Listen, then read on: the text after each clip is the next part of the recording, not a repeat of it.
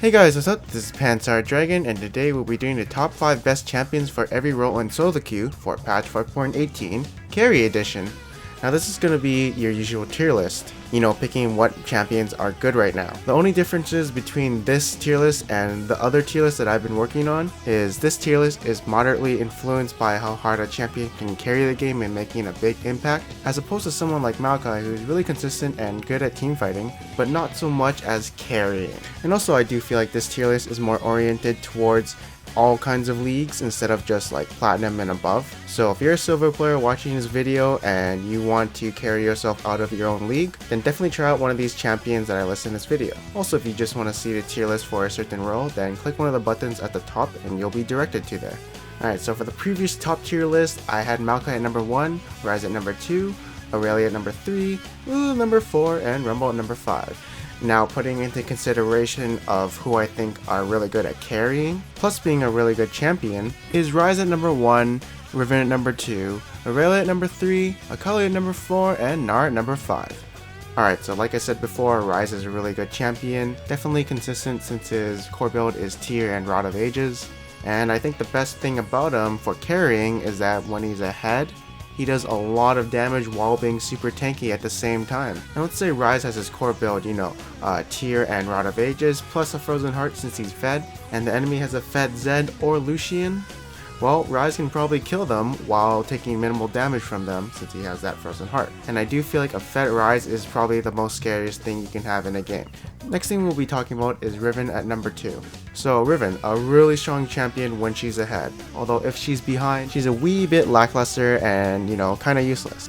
Now the thing I love about Riven is that she's a really good duelist. And the thing I love about Riven the most is that she just has a lot of mobility, meaning she's a really good split pusher, she can get into team fights faster, and can escape from sticky situations.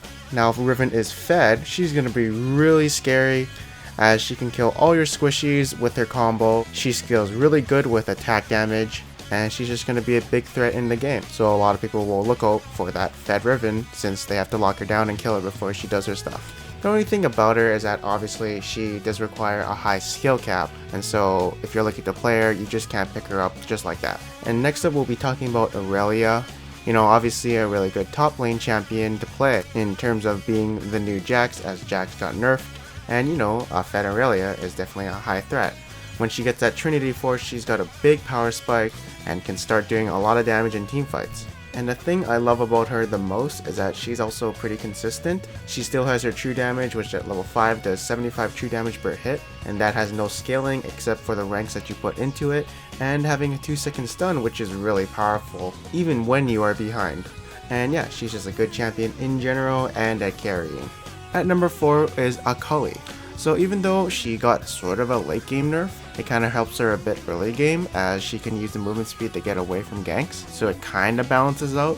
But she's still that assassin champion who excels at killing squishies, and that's why I like her. She has 3 gap closers, so the enemy squishy can't really get away. In the same sense, she's also good at picks, and she scales really well with items, so she's definitely a snowbally champion. And so if she gets ahead, she's going to be a really high threat in team fights, and once she does get her Zhonya's, it's going to be really hard to deal with her. The only thing I don't really like about her is if she loses her lane, she's absolutely useless. Kind of the same sense like Riven, and yeah, that's basically her only flaw. Other than that, she's really good for carrying games. Now at number 5 we do have Gnar. So if this wasn't the carry edition, I would have him a bit higher, probably at number 4 to replace Lulu. But anyways, I've been seeing a lot more Gnars these days, and it seems like people are figuring out how to use him finally. Now let's go over some things I like about it. So I think one of his biggest pros is that he's ranged, and for top lane that means a lot, as you do have an advantage over melee champions and can also farm from a distance. And when he does turn into big Gnar form, there's not a lot of people who can trade with him, as the bonus stats given to him is a bit much plus the CC. Now what I like about him is that he's very consistent, as he can farm from a distance, he has great base damage, and he packs a lot of CC. He also does a lot of damage in his mini Gnar form thanks to his W, and since you gotta build tanky, you make a great bruiser / tank. And also in a team fight, if you get a really good ultimate and shove everyone into a wall, that can be game changing. And when you do get ahead as Gnar, you can start building damage such as Triforce and then be more of a damage threat in teamfights. You know, not as snowbally as say someone like Riven or Akali, but he definitely can be a threat if he is ahead. The only thing I don't like about him is how you can't control the forms, meaning say the teamfight starts and you're at 0 rage, and then usually at the beginning of teamfights you need that CC to lock people down. So you might need that at a crucial time, but you might be stuck at mini Gnar farm for a while. Other than that, I do feel like he's in a good place right now.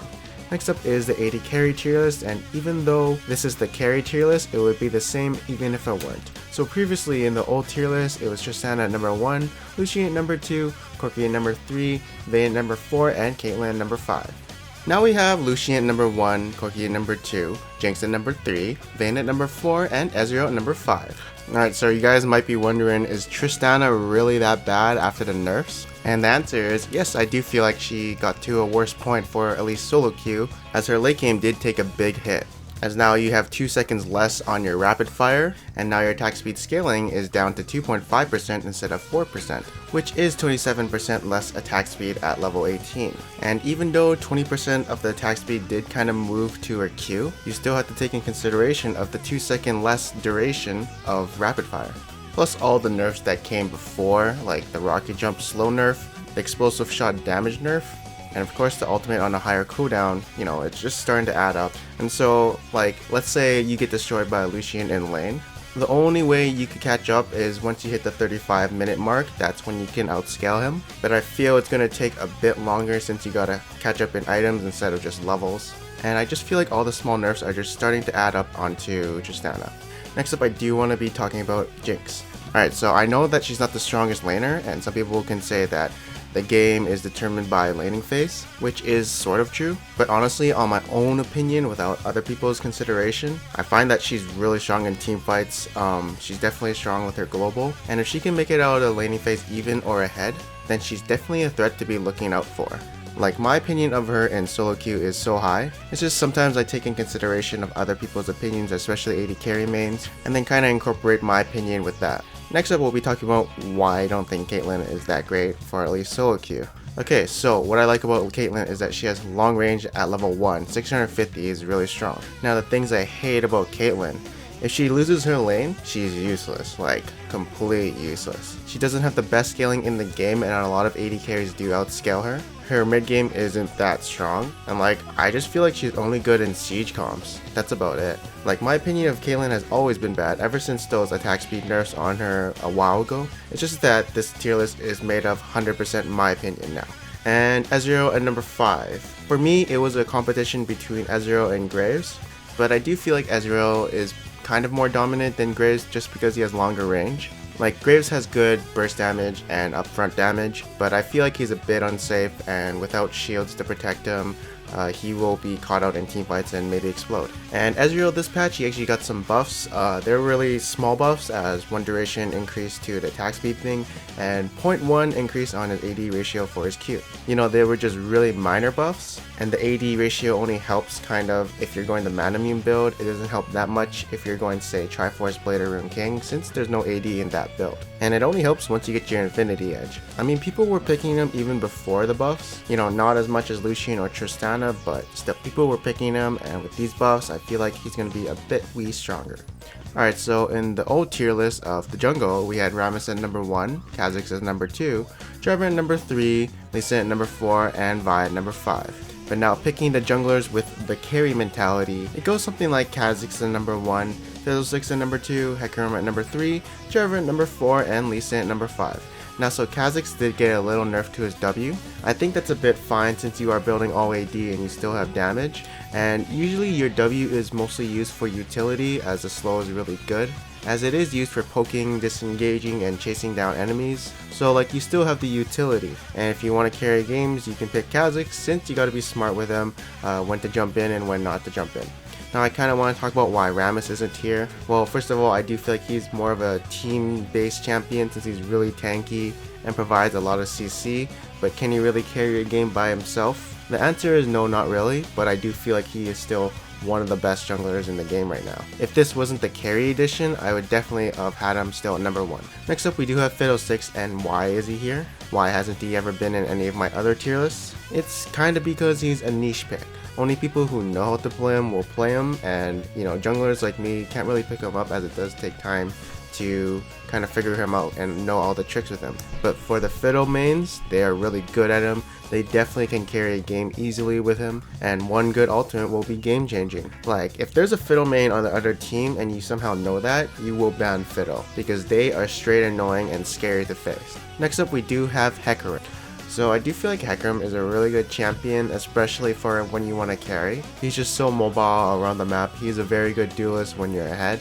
And like, he's got 2 gap closes, and say you're trying to kill Graves, you just E into him, he'll use his dash, and once he uses that dash, you can use your R, and if he uses his flash, then you're gonna ghost at him and try and kill him that way. So he has really good pick potential with his mobility, and in team fights, he's a pretty good tank slash bruiser slash initiator. And yeah, just in my opinion, he's really good for carrying, especially with Zilean. The speed you get from Zilean plus the ultimate makes him really strong.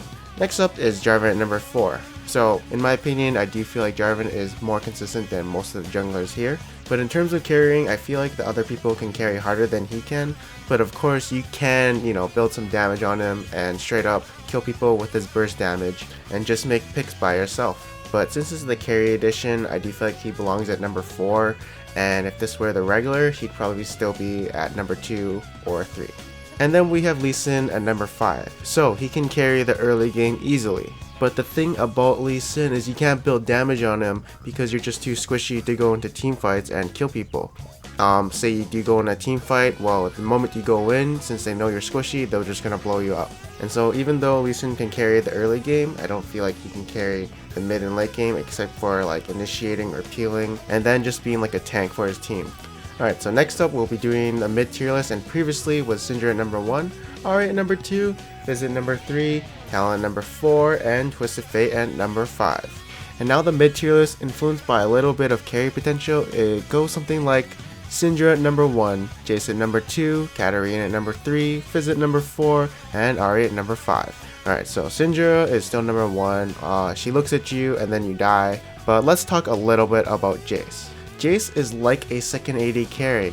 He's a bit short range excluding his EQ combo, but he makes up for it with the damage output that he can bring. His W at max level gives him a 3.9 AD ratio and can also crit, so it could do a hell lot of damage. And then he has all his other abilities which do a lot of damage. But I think one of his biggest strengths is going to be, first of all, his EQ combo, how big of a power spike it gets at the mid game and early game once it reaches level 9. You can poke someone really hard, and if you get a really good chunk on someone, that leads to an objective since they can't defend that objective. And then once late game comes, well, basically since you are like a second AD carry, you will be doing a lot of damage, and he also makes a really good duelist too, especially if he takes exhaust. Since he has so much damage output, he doesn't really need ignite. So if he wants to, he can go split pushing and 1v1 some other people.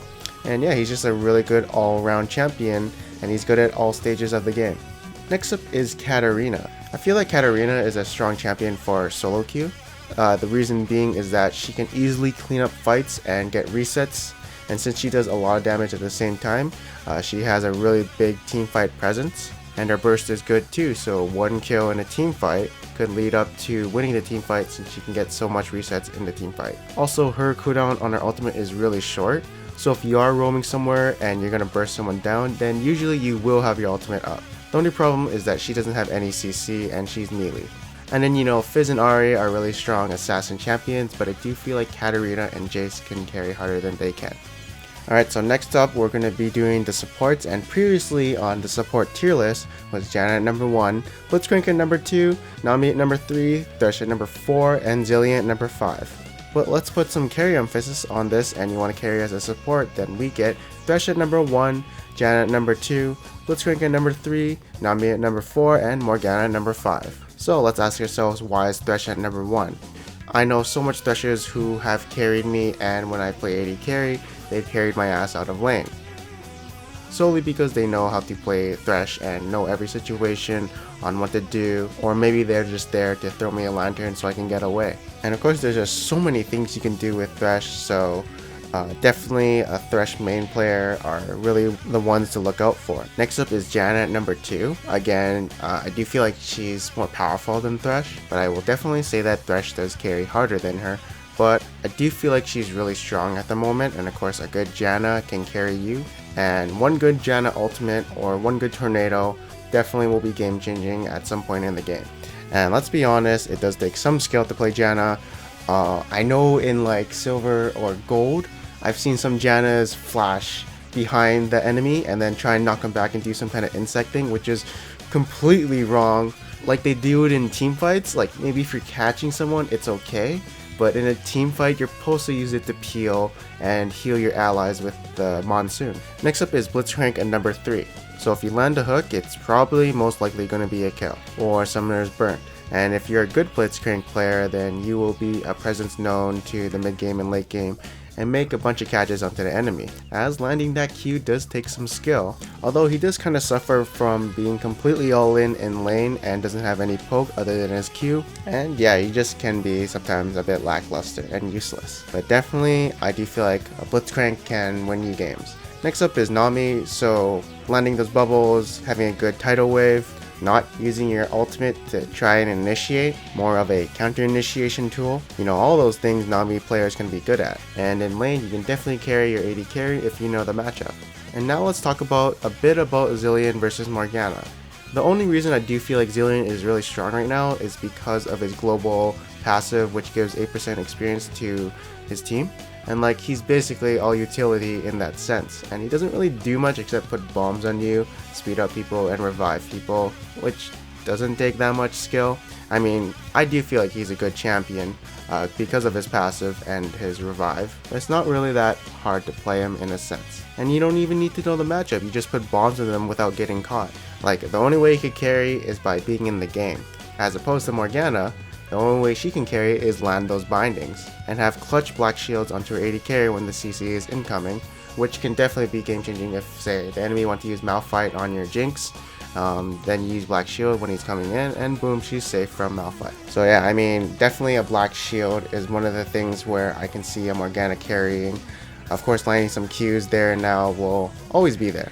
And yeah, that's the end of this tier list. I hope you guys enjoyed it. There probably won't be a tier list for the non-carry edition and like the simple version, because I do feel like the champions are basically the same, just a bit different in some sense. And if this video did help you get some insight on the meta solo queue picks, feel free to subscribe, as I do this every time there's a big change or something like the meta shifted somewhere and there's some weird stuff going on in solo queue that I see. So yeah, I am Panzer Dragon, and I will see you guys next time.